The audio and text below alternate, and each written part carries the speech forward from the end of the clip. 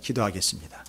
주여, 오늘도 두렵고 떨리는 마음으로 내게 주시는 말씀과 교회와 각 가정에 사랑하는 자녀와 부모에게 주시는 귀한 말씀으로 오늘의 말씀이 약속의 말씀이 되게 하여 주시옵소서. 이 말씀이 닿는 곳마다 생명이 다시 살아나고 회복될 뿐만 아니라 심지어는 죽었던 자가 살아나고 우리 안에 있는 질병과 문제와 고민들이 그 생명의 말씀인 진리와 생명의 복음이 전파되어 닿고 그것이 미침으로 인하여 치료와 치유와 회복과 역사가 나타나게 하여 주시옵소서.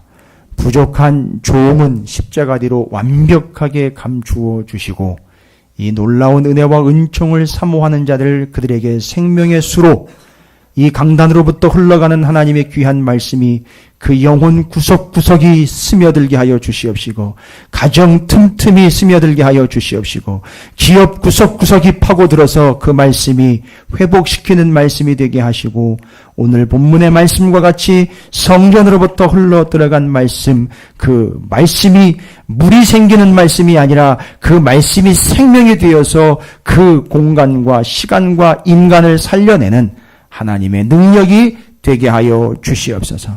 믿는 이들에게 능치 못함이 없는 줄로 믿사오니 오늘도 이 말씀을 믿음으로 받는 자들에게 걸러 듣는 자들, 빗장을 채우고 마음을 닫고 듣는 자들이 아니라 하나님의 말씀을 열고 받고 마음껏 마심으로 이 말씀이 생명의 말씀이 되어서 오늘 우리 가운데 질병이 치유되고 문제가 해결되고 아픔이 회복되는 역사가 있게 하여 주시옵소서.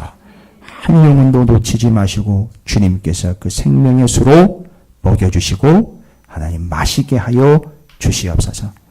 주님, 말씀을 전하는 내내 제게 먼저 먹여주시기를 소망합니다.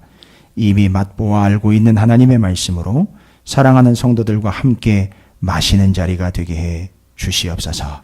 감사드립니다. 예수님의 이름으로 간절히 기도 올리옵나이다. 아멘. 할렐루야. 자, 우리 교회학교 친구들 잠깐 자리에서 일어나세요. 교회학교 친구들 잠깐 자리에 일어나세요. 물론 여기는 이제 중고등학생들만 지금 참석을 했어요. 우리 초등부는 참석을 하지 못했지만 초등부들을 그 잠옷실에 있죠? 다 자리에서 일어나세요. 네. 자, 일어나서 이제 목사님이 시키는 대로 인사합니다. 뭐라고 인사합니까? 부모님, 어른들 감사드립니다. 라고 요 한마디만 하면 돼요. 예. 자, 뒤를 돌아보시고, 어른들 보시고. 자, 부모님 감사합니다. 교회 어른들 감사합니다. 라고 감사합니다. 라고 인사드리도록 합니다. 자.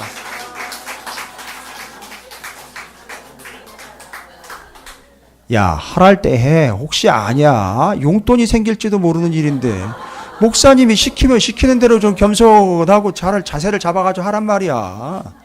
왜 이렇게 시키는 대로 안 해? 모르는 일이거든 그거는. 자, 이제 에스겔서를 한 장 남겨놔 있습니다. 48장 한 장이 이제 다음 주면은 끝이 나고 이번 주 47장으로 이제 거의 마지막 부분에 와 있습니다.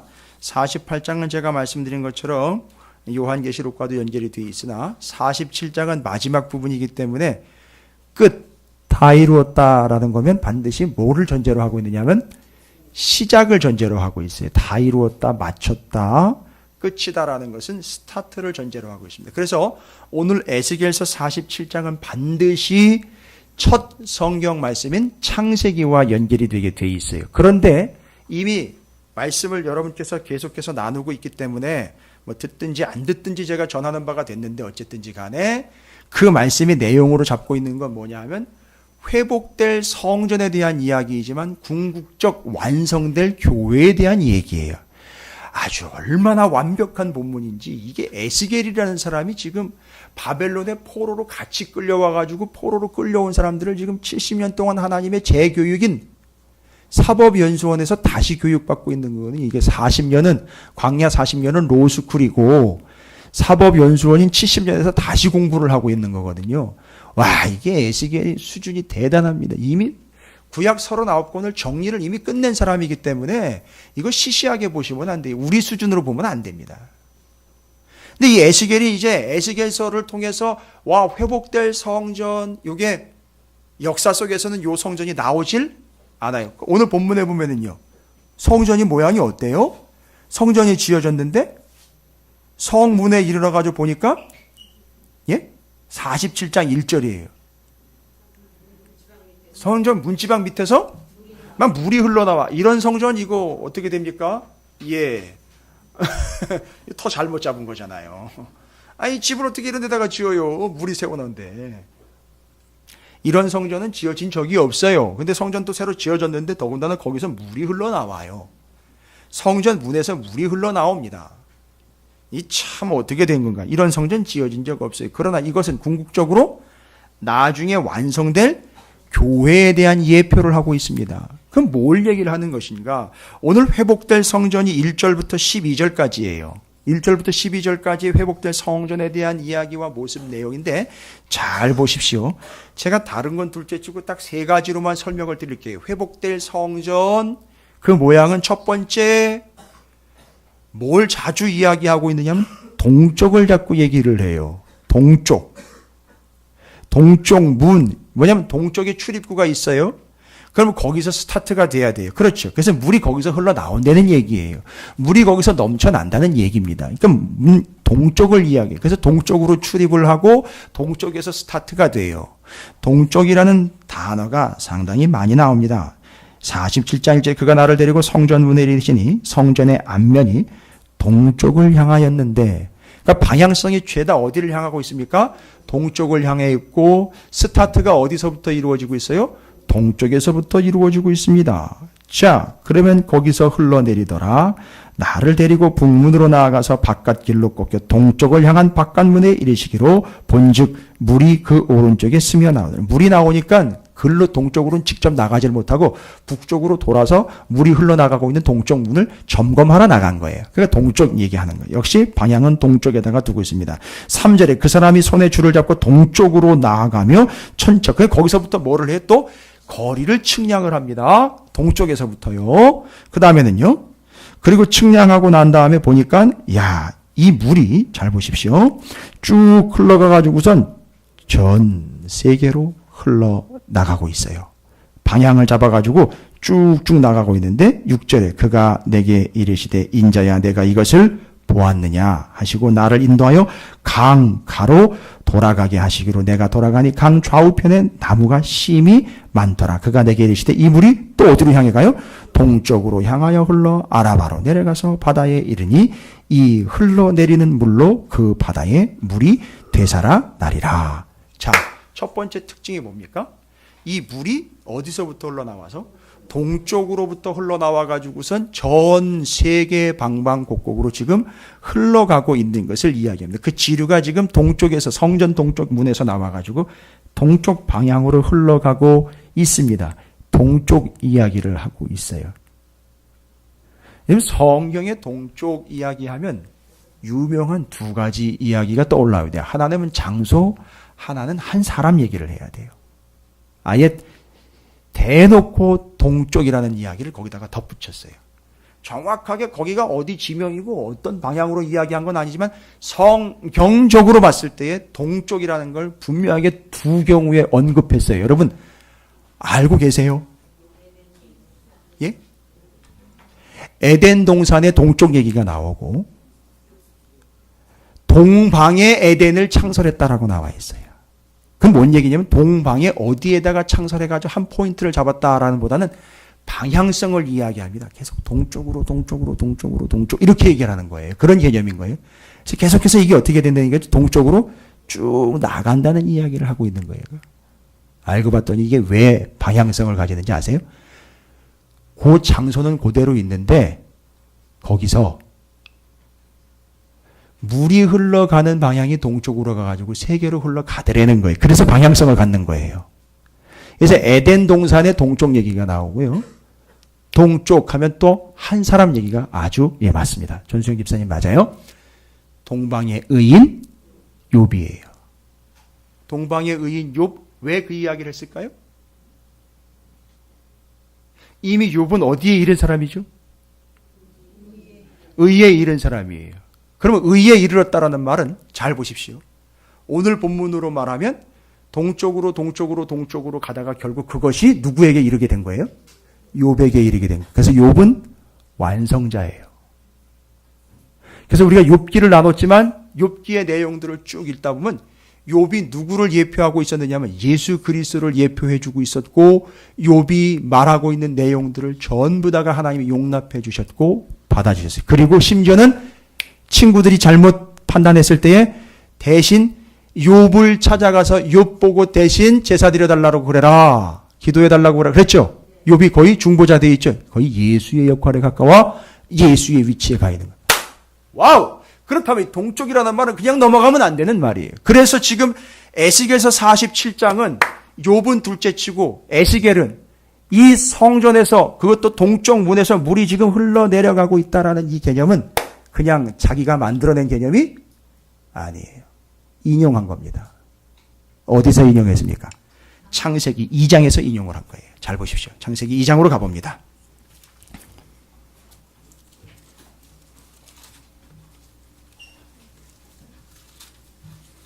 창세기 2장입니다.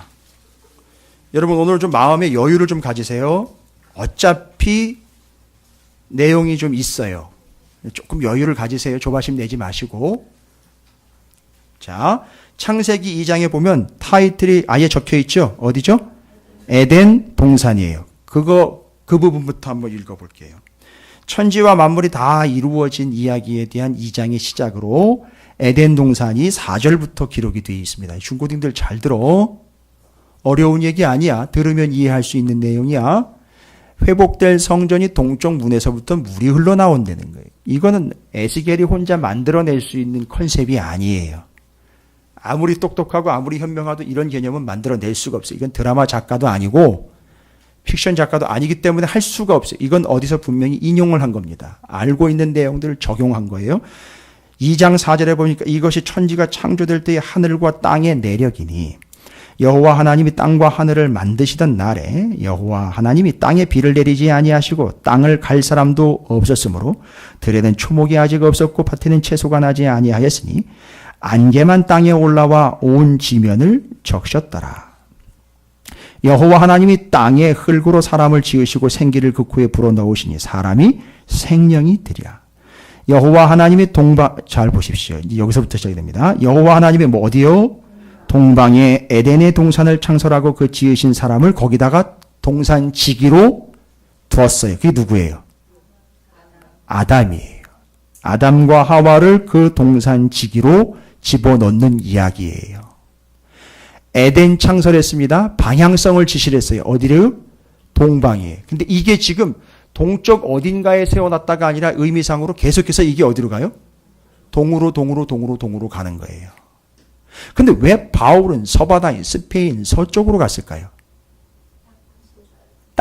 그렇죠. 동으로 계속 가다 보면 어디가 끝이 돼요? 서가 끝이 돼요. 그래 거기에 서바나가 거긴 줄 알고 갔던 거예요. 별로들 안 놀래시네.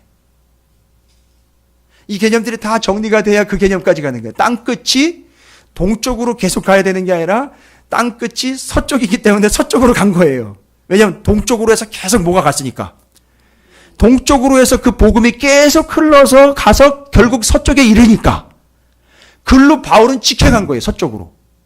됐습니까? 우리 저 김재원 집사님께서 뒤에서 우리 김재원 집사님 보면 제가 너무 은혜를 받아요. 주일마다 이러시면서 그냥 막 반응을 해주시는데 감사합니다. 맞아요. 그러니까 지금 이해가 되시는 거예요. 그래서 서바나인 서쪽 끝 스페인으로 가려고 했던 것, 거길로 복음이 동쪽을 돌아서 완성 지점, 포인트 거길로 가려고 했던 거예요. 뭔 얘기예요? 잘 보세요. 그게 별거 아닌 게 아니에요. 이미 바울은 복음을 세계로 전하면서 다녔어요. 그리고 그거의 완성점을 찍고 싶었던 거죠. 서쪽 끝. 그래서 스페인 서바나를 얘기한 거예요. 그냥 나온 얘기가 아니에요. 그래서 지금 동방에 에덴 동산을 창설하고 거기다가 지으신 사람을 뒀어요. 동산 지기로. 여러분, 여기서 그냥 넘어가면 안 되는 게, 예수님 부활하시고 난 다음에 무덤을 지켰던 천사, 그의 모습을 뭐랑 비교한지 아세요? 동산의 지기처럼 봤다라고 그랬어요. 다 관계가 있는 겁니다. 그건 나중에 시간 되면 설명드리고. 그래서 여호와 하나님이 동방의 에덴 동산을 창설하시고 그 지으신 사람을 거기 두시고, 여호와 하나님이 그 땅에서 보기에 아름답고 먹기 좋은 나무가 나게 하시니 동산 가운데에는 생명나무와 선악을 알게 하는 나무도 있더라. 강이 에덴에서, 잘 보십시오. 강이 어떻게 돼요? 에덴, 동쪽에, 동방에 있는 에덴 동산에서부터 강이, 말하자면 물이 거기서 어떻게 해요? 흘러나와 가지고선 동산을 적실 뿐만 아니라 어떻게 돼요? 거기서부터 갈라져서 뭐가 됐대요? 네 근원. 이 네 근원이 뭔지 아세요? 네 근원이 4대 문명의 근원, 발상지가 됐다는 걸 지금 설명하고 있는 거예요. 그래서 티그리스 유프라데스 강, 그 다음에는요, 나일강, 인도의 겐지스강, 중국의 황하. 이 4대 문명이 어디서부터 시작이 된 거냐면 에덴 동산에서 뭐가 흘러나와? 물이 흘러나와 가지고선 그 문명의 발생지와 근원이 됐다는 거예요. 여러분, 지금 에스겔이 성전에서 물이 흘러나와 가지고 사방으로 흘러가는 거 있잖아요. 여러분, 그게 바로 뭘 지금 봤단 거예요. 이 에덴 동산에서 물이 흘러가 가지고 4대 강의 근본이 되고 그 강으로 물줄기가 흘러가 가지고 전 세계의 문명과 생명들을 주관하는 근원점이 됐다라는 걸 에덴 동산으로 얘기를 하고 있는 거예요. 그러면 에스겔서 47장으로 연결을 하면 지금 에덴 동산에서 4개의 강이 발원되고 물이 흘러나왔다니까 그 에스겔서의 회복될 성전 궁극적 교회는 결국 뭐랑 맞먹는다는 얘기예요. 에덴 동산이라는 걸 의식하고 기록을 하고 있는 거예요. 예? 어려우시면 어렵다고 말씀을 하세요. 그러나 구약 성경을 지금 우리가 몇 번이고 수도 없이 함께 나누는 바, 이것이 어렵다면 처음부터 다시 시작하시면 돼요. 짜증내지 마시고요. 근데 분명합니다. 아주 명확합니다. 에스겔이 저만큼도 성경을 모를 리는 없어요. 저보다 몇백 배는 잘 알아요. 그렇기 때문에 환상이 딱 주어진 결과 그 성전 동쪽 문에서 물이 흘러내려가고 있는 모습, 이 환상을 딱 보는 순간 이건 뭘 분명히 인식해야 되느냐? 에덴 동산, 동방에 창설된 에덴에서부터 4대 문명이 쫙 흘러가면서 거기서 생명의 근원이 되었다라는 사실을 접수할 수밖에 없어요. 여러분들도 이제 이해가 되시죠? 근데 거기서 끝나는 게 아닙니다. 그 강들의 이름을 쭉 이야기하는데 특징이 있어요. 11절. 첫째 이름은 비손이라. 뭐가 있어요? 금이 있어요. 그 땅의 금은 순금이요. 그것은 베델리엄과 호마노도 있으니. 둘째 강의 이름은 기온이라. 구스 온 땅을 둘렀고, 셋째 강의 이름은 헷데겔이라. 아수르 동쪽으로 흘렀으며 넷째 강은 유브라데더라. 여호와 하나님이 그 사람을 이끌어 에덴 동산에 두어 그것을 경작하며 지키게 하시고, 여호와 하나님이 그 사람에게 명하여 이 동산에 있는 뭐예요? 각종 나무의 열매는 내가 임의로 먹되 선악을 알게 하는 나무의 열매는 먹지 말라. 내가 먹는 날에는 반드시 죽으리라. 여기까지 보십시오. 그 강 이야기가 동쪽이라는 테마를 가지고 있고, 그 강을 따라가다 보니까 첫째 이름은 비손이라. 뭐가 있대요? 금이 있어요. 그 땅은 순금이에요. 막 금이 널려 있다. 부자라는 게 얘기 아니라 이 금으로 뒤덮여 있다는 얘기예요. 이상하다. 이게 뭔 얘기인가? 다시 성전 이야기로 돌아옵니다. 여기서 개념이 왔어요. 그 흘러내려오는 강들과 그 근원으로 보니까 이게 금이 풍부합니다. 다 번쩍번쩍 빈다는 금빛이에요. 여러분, 뭐가 연결이 됩니까? 성막, 성전, 회복될 성전 이야기니까 잘 보십시오. 다윗의 성전과 회막, 성막이라고 일컬어지고 있는 성막 구조를 여러분들이 아신다면 이해가 되실 거예요. 출애굽기만 한번 다시 읽어보셔도 거기 맨 뭘 얘기하느냐면 언약궤 만들고 그 위에다가 금을 다 씌웠어요. 싹 다 금이에요. 그리고 휘장에는요, 금색, 청색, 자색, 금색 실이 계속 등장을 합니다. 거기다가 제사장 옷에도 금띠, 금빛, 실제로 금을 가지고서 장신구들로 장식을 합니다. 기둥이요, 성전이요, 보십시오. 죄다 금으로 갖다 입혔어요. 여러분, 이건 뭘 이야기하는 거냐 하면 그냥 단순히 야 우리 잘 먹고 잘 산다를 이야기하려고 하는 게 아니에요. 이 금빛은 하나님의 생명으로 번쩍번쩍 드러나 주의 영광이 나타나는 걸 얘기하는 거거든요. 근데 성전 구조에 보면 이 금이 빠지질 않고 있는데 에덴 동산에 보니까 바로 그 강으로부터 흘러나가 그 에덴으로부터 흘러나가 강까지, 그 에덴서부터 강까지 이 개념들이 바로 금으로 둘러싸여 있다는 얘기를 하는 거예요. 그래서 두 가지 테마입니다. 첫 번째 동쪽이라는 거예요. 두 번째 금빛이라는 거예요. 이게 다 어디서 실현이 됐죠?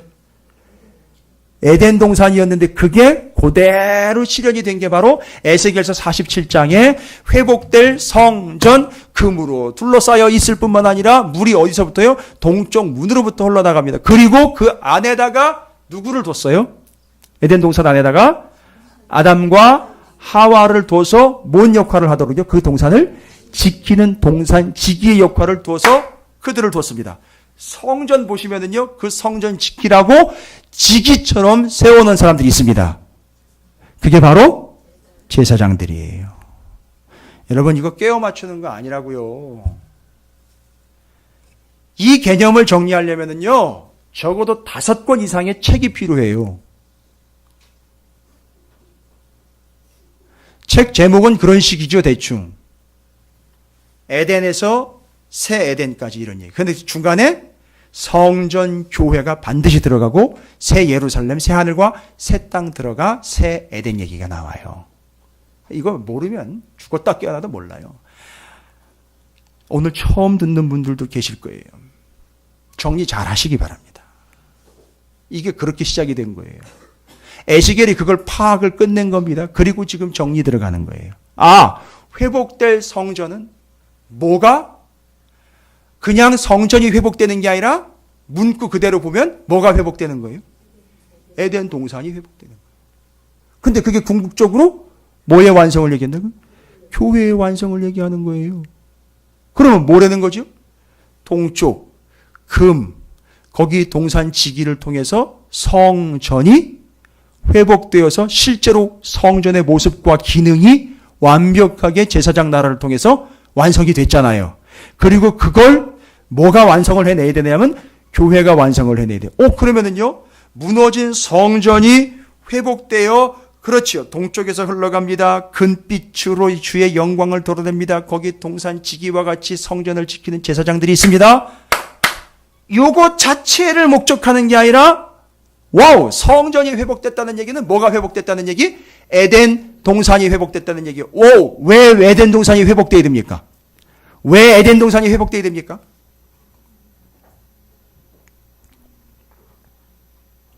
회복돼야 된다는 얘기는 에덴 동산에 뭐가? 문제가 있었던 거잖아요. 그렇지요. 무슨 문제가 있었습니까? 동산 지기로 세워놨던 이들이 선악과를 따먹고 범죄하게 됩니다. 그리하여 벗은 몸, 그러나 하나님께서 옷을 입혀주시고 이마에 표까지 줘가지고 어떻게 합니까? 쫓습니다. 어디에서요?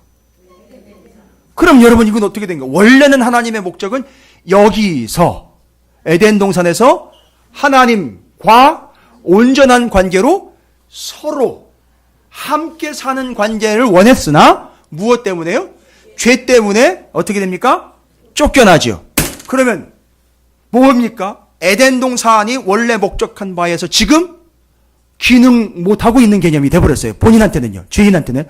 그러니까 어떻게 해야 돼요? 다시 이 사람들을 에덴 동산으로 다시 들어오게 해야 돼요. 그러려면 반드시 뭐가 필요해요? 죄가 해결돼요. 그래서 성전에서는 반드시 뭐가 해결돼야? 죄의 문제가 해결돼야 하나님께로 나아가 그냥 제사 드리는 게 목적이 아니었어요. 에덴 동산으로 들어간다는 게 목적이 아니라 죄 때문에 뭐가 깨져버렸다? 하나님과의 관계가 깨졌기 때문에 에덴 동산의 근본적인 회복은 뭐냐? 하나님과의 관계 회복이 포인트인 거예요. 따라서 회복될 성전인 에스겔서 47장의 이 성전도 건물이 지어지는 게 회복이 아니라 궁극적 하나님과의 관계가 회복이 포인트라는 거예요. 할렐루야. 그래서 오늘날 교회는 역할이 뭡니까? 목사하고 잘 지내는 게 목표가 아니에요. 하나님과의 관계가 회복되는 게 목표예요. 포인트예요. 그러니까 저는 죽고 제가 여러분한테 욕을 얻어먹던 뭔 수를 쓰든 여러분이 하나님과의 관계가 회복되는 게 포인트인 거예요.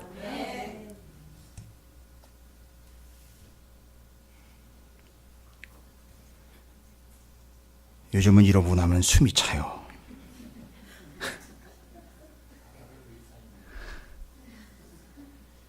여러분은 별거 없이 그냥 저 양반 소리만 빽빽 지르고 저러나. 지금요 이 밑에 아래 부위가 제가 딱딱해지면서 여기가 뭉쳐요. 여기서부터 끌어올리는 소리이기 때문에 그렇습니다. 제가 복식 호흡하고 저 그런 거 아무것도 몰라요. 정말 쥐뿔도 모릅니다. 제가 성악을 한 것도 아니기 때문에 아무것도 몰라요. 그런데 여러분에게 외치는 소리는 이 밑에서부터 오는 소리예요. 그래서 설교를 마치게 되면 제가 식사를 많이 못해요. 이해하세요. 맛이 없어서 안 먹는 게 아니에요. 식사당분들 오해하지 마세요. 제발. 이게 힘이 이렇게 내려눌리면 받쳤기 때문에 힘이 들어서 그래요. 그래서 그걸 끌어올려서 여러분에게 전하는 거예요. 여러분 놀랍지 않습니까? 그거예요. 바로 하나님과의 관계 회복이에요. 그래서 관계 회복을 위하여 성전을 지었고 거기서 그냥 나오면 죽으니까 재물 가지고 와 용서받고 가까이 나가도록 하는 계속. 그래서 하나님이 계속 불러 올리고 거길로 불러들이신 거예요. 야, 나 너와 함께 하고 싶어. 처음에 어디서부터 목적하신 거예요? 에덴 동산에서부터 목적하신 걸 이루시려고. 그러니까 지금 오늘날 교회는 바로 요거예요. 오늘날 교회는 그냥 교회를 끝나는 게 아니라 성경적으로 이야기하자면 어디가 회복되는 거죠? 에덴 동산이 회복되는 데가 바로 교회예요. 그게 어떤 의미로요? 하나님과의 관계가 회복되므로. 그리고 그 동산지기가 예전에는 뭐였죠? 아담과 하와였는데 바로 이 교회의 동산지기는 김 목사가 아니라 예수 그리스도로 오신 거예요. 그럼 어떤 관계로 회복되냐? 잘 보십시오. 끝나지 않았어요. 창세기 2장에 그렇게 해서 에덴 동산이 하나님과의 관계 회복을 포인트로 두고 있다 그랬는데 재미있는 게 2장, 창세기 2장 18절에서 이렇게 얘기를 해요. 뭔 얘기입니까? 아담과 하와 이야기를 해요. 뭐예요? 여호와 하나님이 이르시되 사람이 혼자 사는 것이 좋지 아니하니 내가 그를 위하여 돕는 배필을 지으리라 하시니라. 그래가지고 어떻게 했어요? 하나님이 돕는 배필을 만들어가지고선 아담의 뭐를 취해가지고요? 갈비뼈를 취해가지고선 아담이 23절에 이르되 이는 내 뼈 중에 뼈요 살 중에 살여 이것을 남자에게 취하였은즉 여자라 부리라 하니라. 그러므로 남자가 부모를 떠나 그의 아내와 합하여 둘이 한 몸, 한 몸이라는 말은 온전한 몸이어요. 온전한 몸. 그리고 아담과 그의 아내 두 사람이 벌거벗었으나 부끄러워하지 아니하니라. 요 관계 잘 보십시오. 하나님과의 관계 회복이 포인트라면서요. 그죠? 그런데 이어서 에덴 동산의 문제점들과 그 기원을 17절까지 설명하고 18절부터는 아담과 하와 이야기가 나와요. 동산 지기로 세웠는데 잘 보십시오. 이 아담과 하와는 기능적으로 보면 남편과 아내예요. 신랑과 신부예요. 잘 보십시오. 그러면 아담과 하와 신랑과 신부로서 뭘 얘기하는 겁니까? 교회와 우리 성도들과의 관계, 신랑, 신부의 관계를 이어서 설명하고 있는 거예요. 그래서 우리 교회와 성도들, 예수 그리스도와 관계가 무엇으로써요? 신랑과 신부로 완전히 한 몸이 되어 교회로서 관계가 회복될 것에 대한 예표를 지금 들어주고 있는 거예요. 여러분, 완벽하지 않습니까? 본문 자체가? 군더더기 없어요. 오차도 없어요. 쓰잘데기 없는 게 뒤집고 들어갈 틈도 없어요. 보십시오. 동쪽 금 이야기를 통해 동산지기를 통해 성전으로 회복될 하나님과의 관계, 그게 뭘 통해서 완성돼야 된다고 내가 했죠? 교회를 통해서 완성되니까 이 교회는 의미상으로 보면 성경을 좀 이제 이해하고 좀 깊이 있게 봐야 되고 수준 있게 봐야 된다면 이 교회는 에덴 동산처럼 어떤 관계이죠? 주님과의 관계가 회복돼야 되는데 그걸 알아먹기 쉽게 아담과 하와, 신랑과 신부, 참 신랑이신 예수 그리스도와 신부인 교회와 성도들의 관계로 회복되는 것이 교회의 본질이다라는 것을 이야기해주고 있는 거예요. 할렐루야. 와우, 놀랍습니다. 정리되셨습니까? 어렵지 않죠? 그럼 에스겔서를 다시 한번 보세요. 47장. 그래서 거기서 흘러나온 물이 전 사방으로 흘러갑니다. 그리고 그 물이 닿는 곳마다 무슨 일이 발생이 됩니까?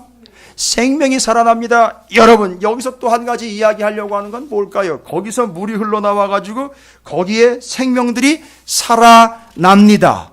이야, 이게 뭘 얘기하는 걸까요? 성전에서 물이 나왔어요.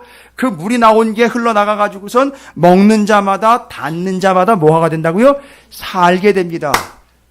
니들이 이 물을 먹으면, 이 물을 마시면, 여기 우물 이 물을 마시면 평생 목마르지만 내가 주는 물을 마시면 영생하여 영원히 목마르지.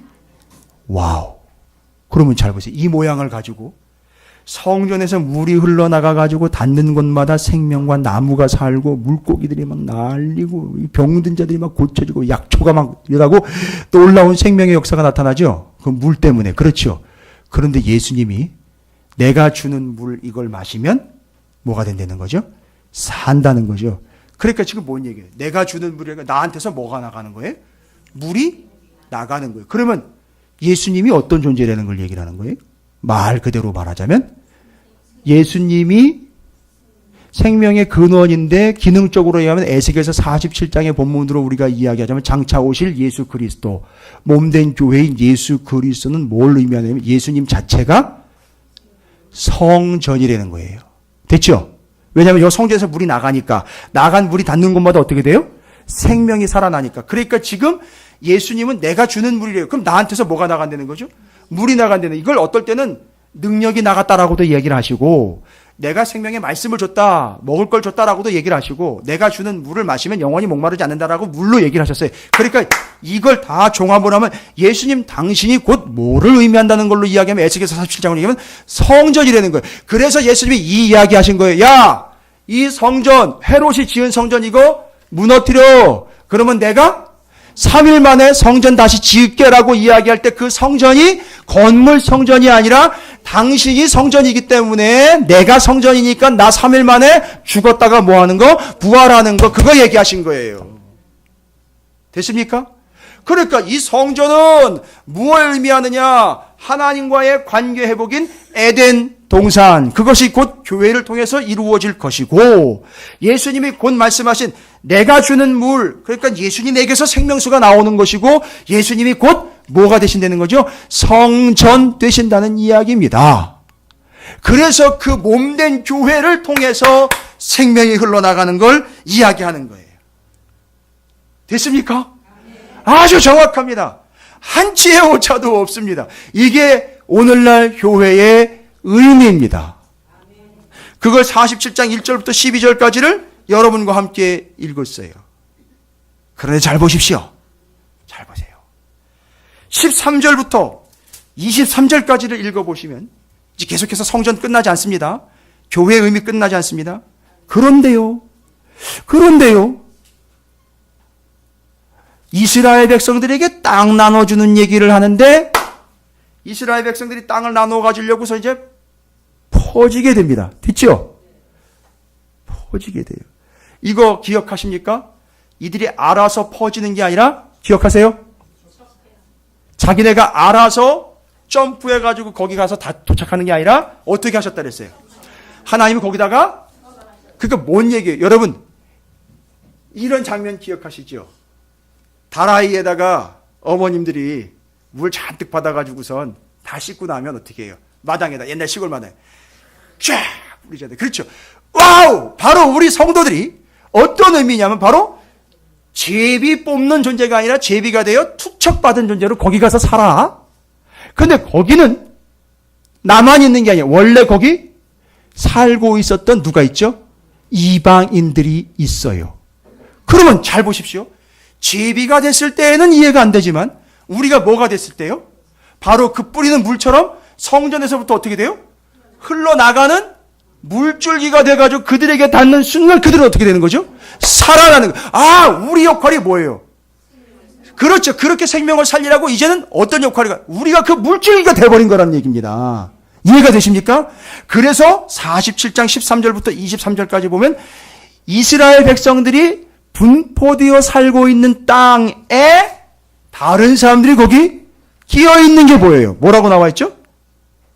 타국인이라는 말이 나와 있어요. 그러면 이 사람들이 어디까지 갔다는 얘기입니까? 자기네들끼리만 모여 있는 게 아니라 타국인들이 사는 데까지 그들이 갔다는 얘기예요. 뭘로요? 물로 흘러서 간 거예요.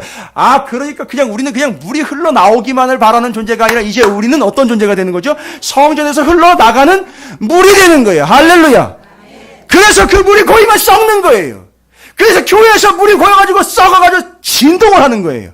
어떻게 해야 되는데요? 흘러나가서 타국인에게 닿아야 하는데 맨날 그 교회 안에서 서로 모여가지고서 물이 썩어버리는 결과가 나온 거예요. 그래서 오늘날 교회의 문제들과 성도의 문제들이 그렇게 나오는 거예요. 됐습니까?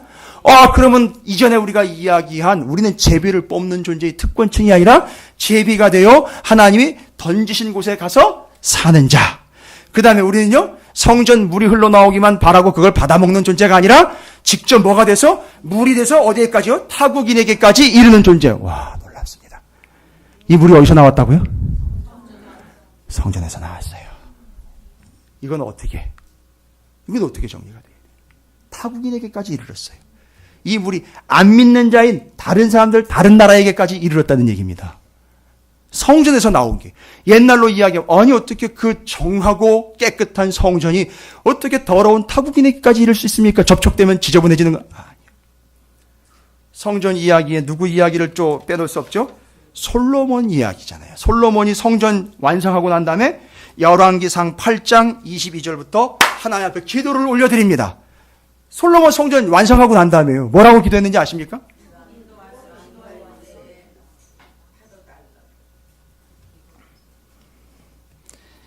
열왕기상 8장 29절부터 제가 읽어드릴게요. 들으세요. 열왕기상 8장 29절 들어보세요. 주께서 전에 말씀하시기를 내 이름이 거기 있으리라 하신 곳 이 성전을 향하여 주의 눈이 주야로 보시오며 주의 종이 이곳을 향하여 비는 기도를 들으시옵소서. 여러분 들으십시오. 들으소서.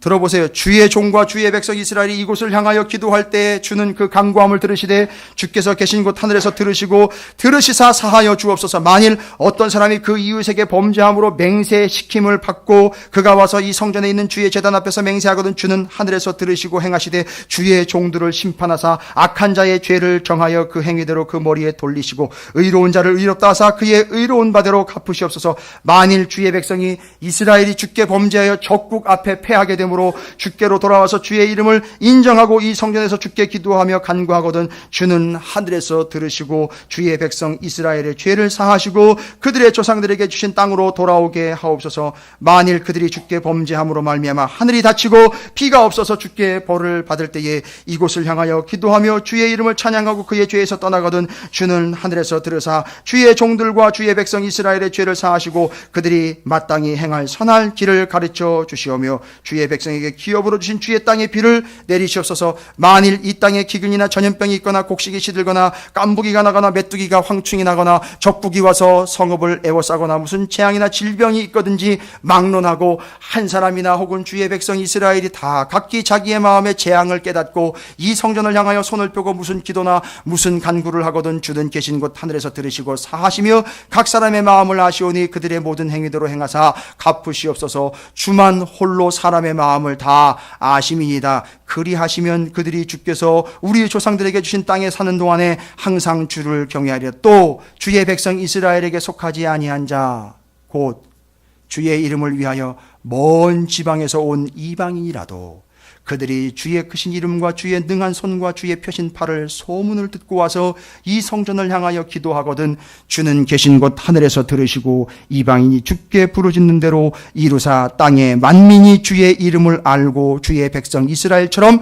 경외하게 하시으며 또 내가 건축한 이 성전을 주의 이름으로 일컫는 줄 알게 하옵소서. 아니 그러면 그 이방인들이 어떻게 알고, 잘 보세요. 그 이방인들이 살고 있는 땅에서 어떻게 알고 야 성전이 있는 쪽이 어느 쪽이야 라고 방향을 잡을 뿐만 아니라 거기를 향하여 어떻게 해야 한다고 그랬어요? 기도를 하면 하나님 그 이방인의 기도일지라도 어떻게 해달라?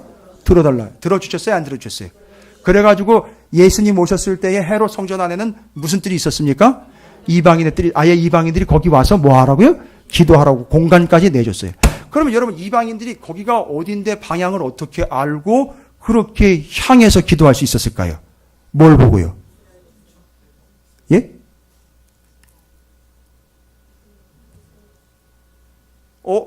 이쪽 방향이겠네. 알아먹었어요. 이쪽 방향이겠네. 알아먹었다고요. 성전이 어디 있는지 누가요? 이방인이요. 어디 있는지 전혀 가보지도 않은 이방인들이 이쪽 방향이 성전이 있는 하나님 계신 곳이네. 그럼 이쪽을 향해서 기도해야 되겠네. 어떻게 아셨냐고요?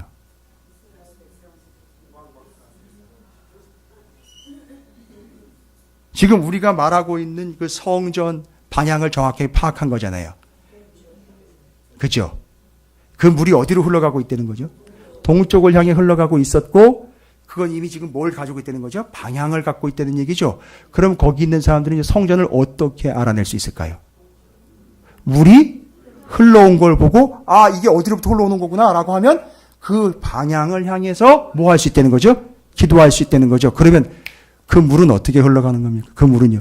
우리가 뭐가 돼서요. 성전에서 교회에서 뭐가 돼가지고 물이 돼서 그들에게 흘러가면 그들은 우리를 보고 뭘 짐작한다는 거죠? 방향성. 하나님이 계시고 주님이 계시고 교회에 있는 방향성을 확인하게 되는 거죠. 그리고 그쪽을 향하게 된다는 거예요. 됐습니까? 이게 교회예요. 이게 오늘날 성도입니다. 그래서 그 물이 어디에게까지 이릅니까? 땅끝까지 이르는 거예요. 이방인에게 여기 에스겔서 47장엔 타국인에게까지 흐르는 거예요. 그래서 그 물줄기가 이스라엘뿐만 아니라 그들 사이에 누구도 지금 섞여 있는 모양으로 보였어요. 타국인들까지 섞여 있는 모습으로 보여진 게 그 물줄기가 거기까지 이르는 거예요. 와우. 그래서 오늘 본문 설교 말씀의 제목이 뭐예요? 물이 흘러. 어디서요? 동쪽에서 흘러 어디까지요? 땅끝 타국인에게까지 흘러가게 되었다라는 걸 이야기하고 저것이 바로 뭐의 본질을 이야기한다고요? 교회. 그 교회를 확인하기 위하여 에스겔서 47장에 회복될 성전을 이야기했고 회복될 성전은 어디로부터 기인합니까? 회복될 하나님과의 관계인 에덴 동산이에요. 그러면 이제 교회론을 정리합니다. 론이라는 말을 붙이기도 참 애매해요. 교회란 무엇이냐? 자, 교회는 다른 거 아니죠? 교회는 에덴 동산이 되어서 포인트가 뭐예요? 에덴 동산에 대해서 포인트는? 그렇죠. 하나님과의 관계 회복이에요. 예배를 통한 하나님의 형상 회복, 말씀을 통한 하나님의 능력 회복, 이 모든 것을 통하여 하나님과의 관계 회복 됐습니까? 이게 교회의 역할이에요.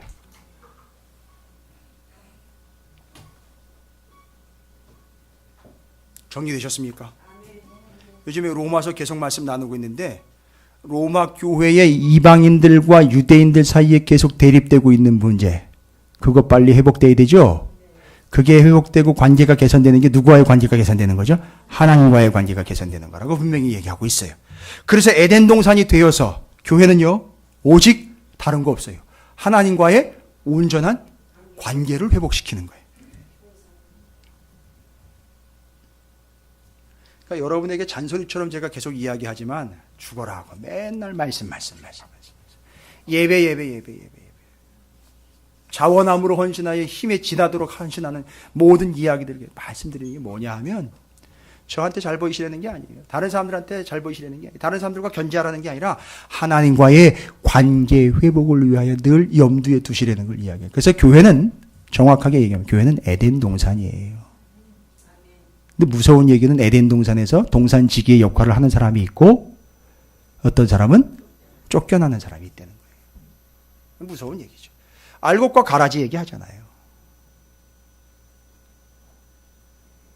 교회는요, 한 몸이잖아요.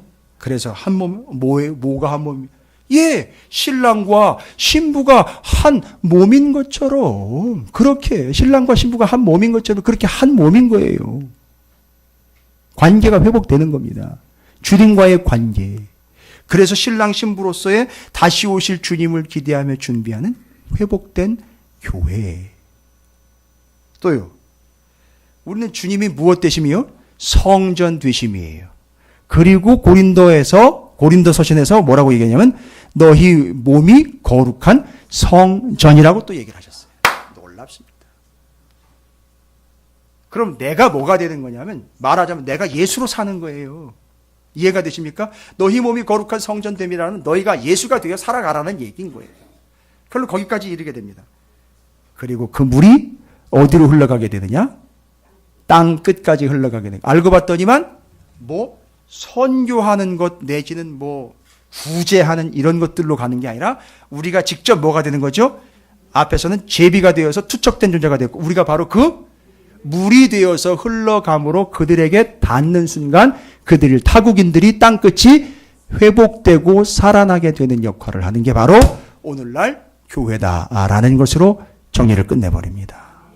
이게 그래서 에스겔서 47장 1절부터 12절까지 회복될 성전이 에덴 동산의 원형을 회복하면서 관계 회복이 교회를 통해 완성되는 것이 궁극적인 모습이었고 창세기에 보니까 주님과의 관계는 영원한 신랑 신부로 완벽하게 관계 회복되는 것 그리고 그 물이 흘러가는 걸 보니까 내가 구경꾼으로 물이 어떻게 얼마나 흘러가는가가 아니라 바로 우리가 그 물이 되어 타국인에게까지 이르게 된 바울이 이걸 잘했어요.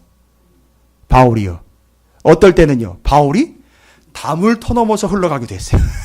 이해가 되십니까? 담을 터넘어서 어떨 때는요. 바구니에 담겨서 흘러가기도 했어요. 이해가 되십니까? 어떨 때는요. 바닷물에 떠가지고 흘러가기도 했어요. 이해가 되십니까? 그렇게 해서 스며들고 다가가지고 그들에게 생명을 구원하는 교회를 세우고 영혼들을 세워 복음을 전하게 된 흘러가는 물 생명수가 됐던 거예요. 가라 하면 가는 거예요. 흘러보내면 흘려가는 거예요. 할렐루야.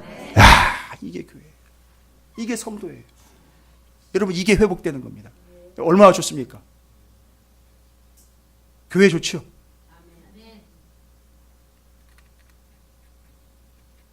10분의 1만 대답을 하셨어요. 이게 교회예요. 이게 교회입니다. 여러분 입에서 그런 얘기가 나와야 돼요. 교회에 앉아있기만 해도 은혜가 되고 앉아있기만 해도 졸리고요. 앉아있기만 해도 막 신선하고 앉아있기만 해도 막 살아있는 것 같고 할렐루야. 제가 아침에 나오고 오후에 집에로 들어갈 때는 은혜스럽지 않은 게 아니에요. 힘도 빠지고 전날 저녁부터 이제 말씀 전해야 되는 것만 고민하고 기도하고 이러다 보니까 온 또 이게 신경들이 집중해서 다른 걸 볼 수가 없어요. 그런데 주일날 교회만 오면은요, 평일에도 마찬가지예요. 저 양반이 힘들다고 그러더니만 어떻게 저렇게 팔팔하게 돌아다니다 이럴 정도예요. 희한해. 하여튼 저는 이해가 안 돼요. 여러분에게도 교회는 그런 의미가 되시길 바랍니다. 아예 붙박아 버리세요. 교회는 에덴 동산이다. 무너져 깨진 관계가 회복되어 예수 그리스도 때문에 동산직인 예수 그리스도 때문에 완벽하게 회복이 되어 그 동산 안으로 다시 들어와 하나님과의 관계를 지금 회복해서 하나님과 정말 은혜스러운 관계로 살아가고 있는 중이라고 거기다가 이렇게 표시를 하시게 저 들어오는 입구에다가 뭐죠? 비상구만 표시를 해놓을 게 아니라 방송국에 가면 이렇게 돼 있어요. 온 에어라고 기적이 돼 있어요. 방송 중 이라는 거예요. 그러면 거기다가 회복 중, 에덴 동산 이렇게 아예 써서 붙이고 싶어요. 이게 교회입니다. 그리고 우리는 예배가 끝나면 다 끝났다 할렐루야 하면서 주기도문 축복기도 다 끝나고 축도할 땐 너무 상쾌하고 통쾌하게 그렇게 가는 게 아니라 여러분이 바로 예배가 끝나자마자 어떻게 되는 거죠? 그 생명수가 되어서 어떻게 해요? 저 타국인들이 있는 곳으로 흘러가는 거예요. 그래서 그 역할을 감당하고 그 사람들이 봤을 때에 그러면 그 교회가 예수가 하나님 어디 계시지 하면서 물줄기를 따져서 이 교회를 향하게 된다는 거예요. 할렐루야. 이게 교회입니다. 정확하게 정리되셨죠? 그리고 그 관계는 주님과의 관계는 에덴 동산의 아담과 하와 관계처럼 신랑 신부의 관계로 회복되는 것. 할렐루야. 이해가 되셨습니까? 워낙에 설명이 정확해서 논란의 여지가 없는 걸로 믿고 복잡하지 않고 여러분 실은 이 에스겔서 47장 말씀을 전하는 것 때문에 올해 1월 달부터 실은 에스겔서 47장을 제가 책을 논문을 무지막지하게 연구를 했어요. 그래서 47장 한 장이 정리가 되는 거예요. 여러분 지금 편하게 앉아가지고 지금 1시간도 안 되는 시간 동안에 이걸 지금 아주 쉽게 드시고 계시는 중입니다. 이해가 되셨죠? 어렵지 않아요. 우리 교회가 이런 비전과 꿈을 가지고 교회는 몇 층으로 올려가지고 뭐 인원이 얼마고 예산이 얼마 이게 비전이 아니에요. 교회의 비전은 에덴 동산입니다. 그래가지고 요한계시록에 가면 무슨 얘기가 나오죠? 새 하늘과 새 땅이 하늘에서부터 이제 그게 내려와서 여기서 완성이 돼버리는 거예요. 아예 주님이 내려오셔가지고선 완벽하게 여기가 하나님이 함께 하시는 곳이 회복이 되는 거예요. 그게 요한계시록 얘기예요. 됐습니까? 할렐루야. 하나님께 온전히 영광과 존귀와 찬양을 올려드리시기를 주님의 이름으로 축복합니다. 여기가 답을 해주셔야죠. 주님은 나의 여기 앞에 대답 나왔어요. 이게 우리가 성경 말씀 지금 다 한 걸로 정리하고 있는데 여기가 주님은 나의 우리가 그 성전으로부터 흘러나가는 그냥 물 말고요. 생명수 어디에까지요? 땅끝. 저는 이거 꼭 넣었으면 좋겠어요. 타국인에게까지라고 나와 있는 게서 여러분이 그런 존재 되시고 그런 교회가 되시기를 주님의 이름으로 축복합니다. 그래서 에덴 동산 신랑 신부 물이 되어 흘러감. 할렐루야. 우리 교회가 이제 할 일이 명확해졌습니다. 본질도 분명해졌습니다. 여러분이 그 교회가 되어서 그 역할을 감당해 주시기를 다시 한번 주님의 이름으로 축복합니다. 결단하겠습니다. 이렇게 결단하시면 되겠네요. 오늘 말씀을 통해서 주님과의 관계 회복에 집중하겠습니다. 주님을 참된 신랑으로 모시겠습니다. 그 생명수가 되어 흘러가겠습니다. 어디에게까지요? 타국인에게까지 땅끝까지 흘러가겠습니다. 교회가 어디 방향에 있고 어디에 주님이 계신지를 그들이 방향성을 잡고 알아먹을 수 있게 하겠습니다. 주의 이름을 크게 한번 부르시고 통성으로 기도합니다.